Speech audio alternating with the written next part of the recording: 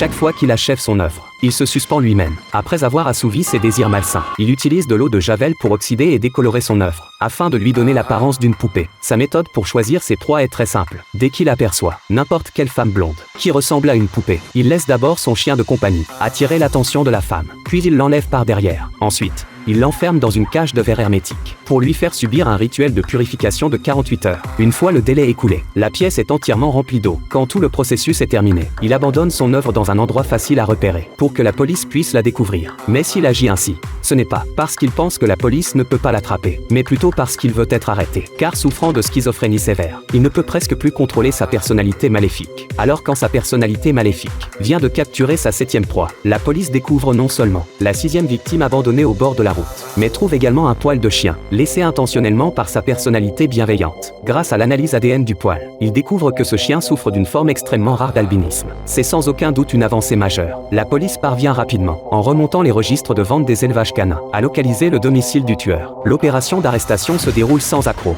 Dès l'intervention des forces spéciales, il découvre que le tueur est déjà évanoui au sol. Heureusement, le résultat final est satisfaisant. Tout le monde pousse enfin un soupir de soulagement. Cependant, lors de la phase de recherche de preuves, il découvre dans les vidéos la survivante qui vient d'être kidnappée. Mais seul le tueur connaît l'adresse du lieu de séquestration. Ce qui panique encore plus tout le monde, c'est qu'il découvre que le système de remplissage d'eau de la cage de verre est entièrement automatique. Cela signifie qu'ils doivent retrouver la femme au plus vite. Malheureusement, du côté médical, arrive une nouvelle encore plus inquiétante. Après diagnostic, le médecin découvre que la schizophrénie du tueur est due au syndrome de Whelan, extrêmement rare, et qu'elle se trouve actuellement à son paroxysme. Le tueur est comme plongé dans un rêve dont il ne peut se réveiller. Le commissaire ne s'embarrasse pas de détails. Il dit au médecin que quoi qu'il arrive, il doit trouver un moyen de le réveiller. La survivante risque de perdre la vie à tout moment. Le médecin pense soudain à un institut spécialisé dans la recherche sur le psychisme qui pourrait les aider. Ils ont mis au point un dispositif d'interface cerveau-machine, capable de pénétrer activement dans la conscience d'une personne, afin de traiter les troubles psychologiques des enfants. William emmène immédiatement le tueur à l'institut. Après avoir pris connaissance de la situation, les responsables de l'institut approuvent cette intervention. Mais Jeanne,